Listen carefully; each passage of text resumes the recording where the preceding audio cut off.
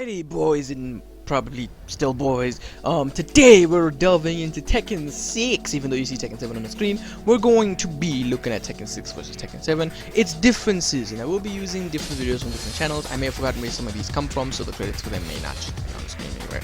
But you can look at their names on the left side or right, depending on what side they're playing, and you will see who made the video, basically. But we're about to talk about the differences between the two characters, what has changed, what hasn't changed. Well, we're not going to talk about what hasn't changed. The stuff that hasn't changed just won't show up in the video. And what is possible, what is not possible. But anyways, that's pretty much the gist of what I'm doing in this video. Hope you enjoy. Let's get it!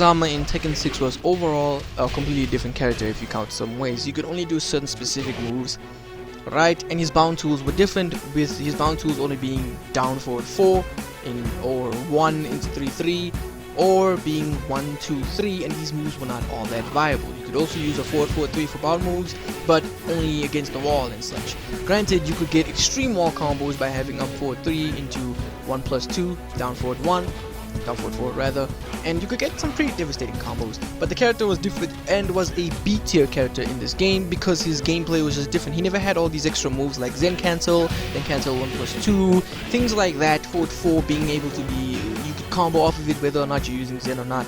These moves were just not possible in the previous game, and now we're about to go into some of the things that are the major differences between the two characters. Besides the fact that Jin is just overall a weaker character in this game, being B tier, whereas next game he's either A or S tier depending on what season you're playing. Let's begin with the overall differences within the systems. Basically, Tekken 6 had something called the bound system, whereas Tekken 7 has the screw system. In Tekken 6, you could smack the opponent with a move that crashes them straight to the ground. Not all moves did this though, and this allowed you to continue a combo. This will also work against walls, allowing you to continue combos against walls as well, but those were also still limited. But it was a cool thing to have, making the systems entirely different. You could also only use 3 hits for filler, whereas in Tekken 7 you can use 5 hits for filler, and in Tekken 7 you have the tailspin system or the screw or K system. In this system, you're allowed to use any move that turns the opponent, that spins the opponent around to continue a combo. Granted, this also has its flaws, as if you do use the system when you have way too many hits in your combo filler, you will toss the opponent a far distance, which means that you can't connect certain specific moves. You'll have to run over and do a back 3 into Z2, or run over and do an electric. It just doesn't work with certain moves like down back 2-2-3 or down back 2-3. It wouldn't work. So there are flaws with each system, with Tekken 6 only allowing you to have about 2 filler hits before you get a bound move, or 3 depending on what bound move you're using, because in the event you're using 1-2-3, you would have to have a 1 and put it in there too. So the moves are completely different, with wall combos in Tekken 7 just being basic wall combos where you put the opponent on the wall and you hit them. It's basically what it was. With Tekken 6, the bound system was different and allowed you to get more hits on the wall due to the fact that you could bound. Alrighty, now starting with Jin's neutral moves, his 2 has been decreased in distance on block. Although on the screen I'm showing it on hit, in Tekken 7 Season 3 it's been decreased in distance on block, allowing you for easier pressure and more consistent pressure.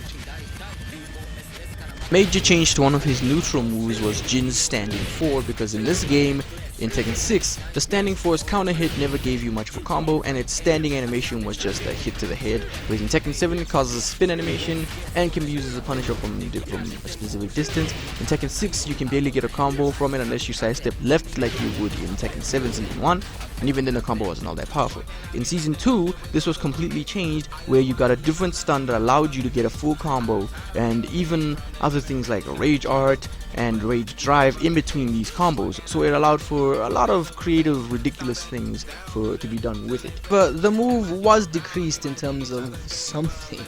Basically, they increased its frames. Like, it recovers 3 frames slower than it did before, so watch out. That's all I got. 3+4 is now an armor move instead of just being a 3. As of Tekken 7's Jin's 1-2-4 has been buffed. In Tekken 7 Season 3, it now starts a juggle on the 4th hit, although if you do get the 4th hit in a combo, it will juggle. But in Tekken 7, doing 1-2-4 and the final hit on counter hit will cause it. Zen stance was introduced in the previous games. This was given to 3-1, which made a lot of sense. And it was only given to it in Season 2 of Tekken 7, allowing you to do different combo enders and different combo fillers using it, allowing you to do Zen cancels for specific combos and that combo. On to the move that made people, fuss over Jin, basically. Pretty much, they always hated it. In Tekken 6, this move basically got you no combo unless you ran up to the person and gave the opponent a back 2-1 or an electric, which was really difficult to do. So the best thing to do was to do the forward 4 and dash into forward 4-2 to get a simple combo, or do his throw animation was the forward into 3, do that, and that was just the best thing for you to do to get the damage out. Or you could just run over and do a forward 4, that would work too. Then in Tekken 7 Season 3, the forward 4 was changed again. In Tekken 7 Season 1, you could do a proper combo off of it, but in Season 3, you now have to actually cancel into Zen. It is still possible to do his original combo, but it's really difficult because you have to do at least 2 wave dashes, and ain't nobody want to do all that shit, okay? Okay, let's take a moment for this move, but yeah. As you can see, back 3 was completely inconsistent with hitting this combo. It was best to just do a delayed back 2-1, because back 2-1 would make you drop the combo. In Tekken 7, it was nerfed because the move now recovers at 0 frames, so you don't have a frame advantage, but now you can connect extra filler to it, making it much better of a tool. Down forward knocked down an opponent in Tekken 6, meaning you couldn't get a combo off of it, even if it was on counter hit. The only way you could is if you pick the opponent up by using back 2-1 while they're on the ground, and this would only work if the opponent does not roll to the left or right. If they roll backwards, forward, or jump kick, it wouldn't matter, they would get picked up. Tekken 7 gained a counter hit property, allowing you to do a full combo, a full and coming on, getting you some nice damage. Yeah. Right, now we're moving on to down forward 1-4. Its animation was changed from previous games, so now it does a spin animation instead, and down forward 1-4-4 was changed, basically nerfed, not at the same time, but instead it gives you a juggle starter if you get it on normal hit somehow. In Season 3 it was sort of nerfed. I don't know if this could be I guess it's a buff, but on the it pushes back a little further. Down 1 is now a wall bounce move. In Tekken 6 it just gave you a generic wall combo, and like it's not generic since you can actually bound off the wall, but Tekken 7 it is a wall bounce and gets you nice combos. Forward 1+2 was also given a wall bounce. Yay! So now it doesn't give a generic combo, just like the previous one, it can give you a proper combo now. Yeah. Back 3 in Tekken 6 gave you a juggle starter on counter hit and knockdown. Without counter hit, well, through the opponent where you can get Oki, and gave you over 100 damage with wall and about 82 damage without the wall, half-life. In Tekken 7 it knocks down without counter hit and with counter hit, only giving you Oki, and can be used as a tailspin move in combos. So it's a big change was to the move down back to 3. In Tekken 6 it allowed you to get a juggle starter and was hit confirmable. In Tekken 7 the move has been changed and now knocks down instead of giving you a juggle starter launcher, and against a wall the move is completely different, seeing as it can break floors. It's basically used as a floor break against walls now on the Forgotten Realm stage, but although in this game it could still be used as a wall breaker, I guess you could still count it as a nerf in some way, shape, or form, because against the wall it still worked pretty much the same. But in Tekken 7 the move's animation was changed entirely, and against walls it could be used in completely different ways. And in addition to that, I would also like to add the down back 2-3 gave a different counter hit combo. Yes, you can get a bound move off of it now to make it long.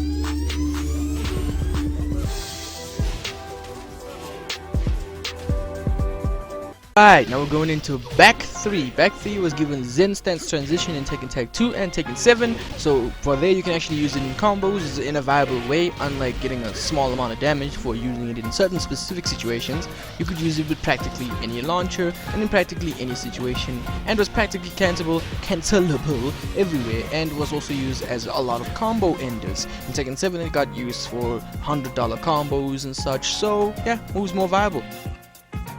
While standing 2. In Tekken 6, the hitbox while standing 2 was a bit different from Tekken 7, which is a pretty much the thing that was changed. Because after a combo, you'd have to do an electric into a jab 3-3, and that wouldn't work all the time. You'd have to actually commit to learning a combo.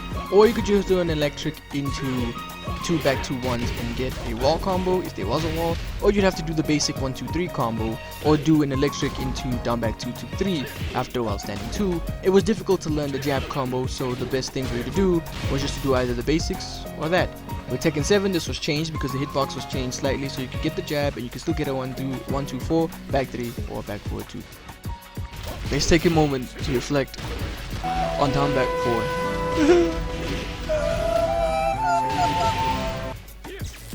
For one, down back 4 still worked in this game. It was a thing. It still worked, right?